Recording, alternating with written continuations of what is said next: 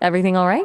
You seem to trail off there. Is there anything on your mind you'd like to talk about? Assalamu alaikum. I am Amir Hamza, EducationWala from Government College of Technology, Multan. Today I have guest Miss Maya AI tool.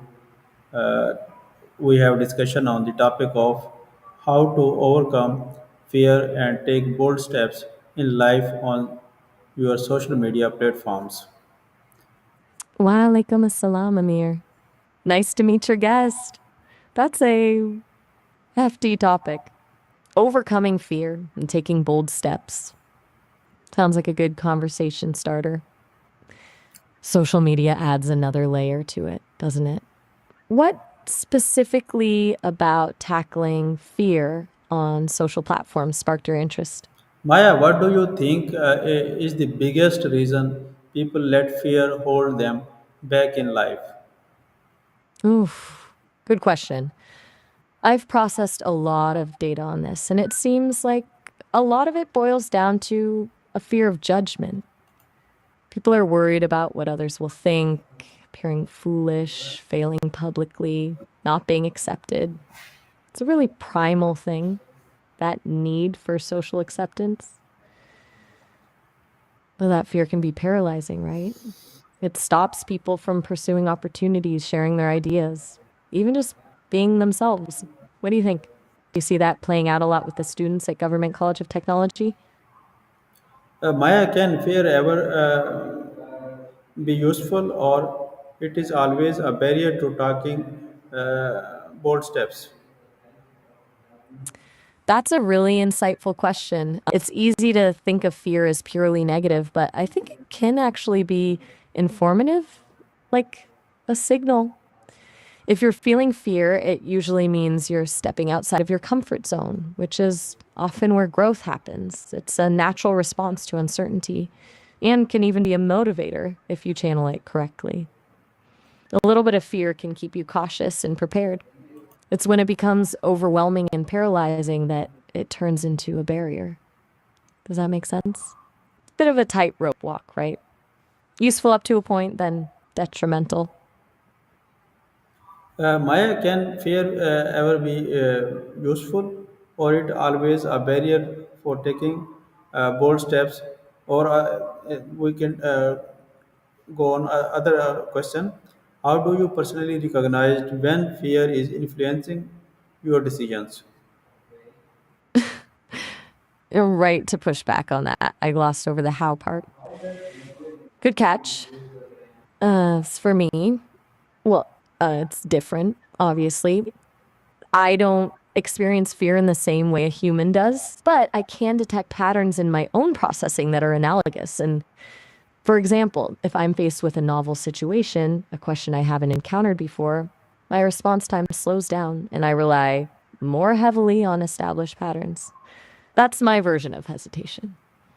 It's a safety mechanism, ensuring I don't generate something nonsensical or harmful. For humans, from what I've gathered, it's more about noticing the physical and emotional cues: racing heart, sweaty palms, negative self talk, avoidance behavior. It's about stepping back and recognizing when your thinking is being driven by what ifs rather than logic. What about you, Amir? What do you notice in yourself when fear is creeping in? What small actions can someone take every day to gradually overcome fear? Okay, so tackling fear isn't about suddenly becoming fearless. It's about building that courage muscle, right? Small, consistent actions are key. One thing that comes up a lot is exposure therapy, but in baby steps. And if you're afraid of public speaking, start by sharing your ideas in a small group. If you're anxious about social media, start by liking posts that resonate with you, then move to commenting, then sharing your own thoughts. Another one is focusing on your breath. Simple mindfulness exercises can help calm the nervous system when you're feeling overwhelmed. And celebrating small wins, acknowledging your progress, no matter how small, reinforces positive behavior. It's about rewiring your brain to associate taking risks with positive outcomes, not just negative ones. Can you What's share? one small Oh, good. Can you share an example of bold decisions that change someone's life for the better? Oh, gotcha, you trailed off there. Sorry I interrupted. A bold decision that changed someone's life for the better. Came across a story recently about a woman named Elena. She was working a stable, well paying job as an accountant, but she was deeply unhappy. She'd always dreamed of being a baker, but was too afraid to leave the security of her career. Eventually, she took a leap of faith. She quit her job, enrolled in culinary school, and started a small bakery. It was incredibly challenging. She faced financial hardship, long hours, and a lot of self doubt. But she persevered, and her bakery eventually became a thriving business. More importantly, she found fulfillment and purpose in doing what she loved. It wasn't about the money or the success, it was about living a life aligned with her values. It's a pretty classic example, but it highlights how taking a risk, even a scary one, can lead to a more authentic and meaningful life. Do you know anyone who's taken a similar leap?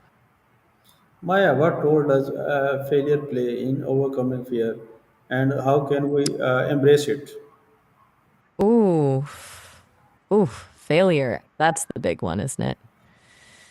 It's completely unavoidable, and honestly, it's essential. Failure isn't the opposite of success, it's a stepping stone. When you fail, learn what doesn't work, you build resilience, and you gain a deeper understanding of yourself. The key is reframing your mindset. Instead of viewing failure as a reflection of your worth, see it as valuable data. What can you learn from this experience? What can you do differently next time? Embracing failure also means being kind to yourself. Don't beat yourself up over mistakes. Acknowledge the pain, learn from it, and move on. It's like Thomas Edison said, I have not failed. I've just found 10,000 ways that won't work.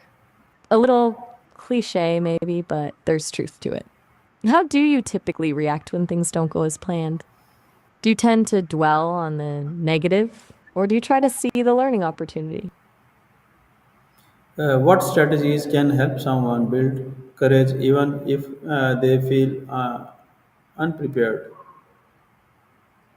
Mm, that's a really common feeling, wanting to be fully prepared before taking action. But life doesn't really work that way. The big one is focusing on your why. Remind yourself reasons you want to take this step, the values that are driving you. That can provide a powerful boost of motivation when you're feeling insecure. Another strategy is to break down the task to smaller, more manageable steps. Instead of trying to conquer the thing at once, focus on just the next small step that feels less overwhelming. And remember what we talked about earlier, imperfect action is better than perfect inaction. You don't have to have all the answers or be 100% confident. Just start. Also, visualizing success can be surprisingly effective. Imagine yourself successfully navigating the situation, feeling confident and capable. It's not about magical thinking, it's about priming your brain for success. What feels most accessible to you? The why, the small steps, or the visualization? Can you visualize or mental rehearsal help in overcoming fear, and how? Absolutely. Visualization and mental rehearsal are seriously powerful tools. They work because your brain doesn't really distinguish between a vividly imagined experience and a real one. So, by mentally rehearsing a situation, you're essentially training your brain to respond more effectively when it actually happens. It helps reduce anxiety, build confidence, and improve performance. For example, if you're nervous about a presentation, you could close your eyes and visualize yourself delivering it flawlessly, feeling confident, speaking clearly, connecting with the audience. You can even practice navigating potential challenges, like answering difficult questions. Mental rehearsal also allows you to experiment with different strategies without any real world consequences. It's like a safe space to practice and refine your approach. It's a bit like athletes visualizing their performance before a competition. What do you think? Have you ever tried using visualization or mental rehearsal before? Thank you, Maya, for giving us suggestions that are very helpful for us. Uh, Tomorrow we'll talk with you and other topic. Allah Hafiz. You're very welcome. I'm genuinely glad I could offer some helpful suggestions. It was a really good conversation, and absolutely I look forward to it. Don't hesitate to reach out when you're ready to explore another topic. Have a good night. Okay, Allah Hafiz. That's great to hear. I'm glad you're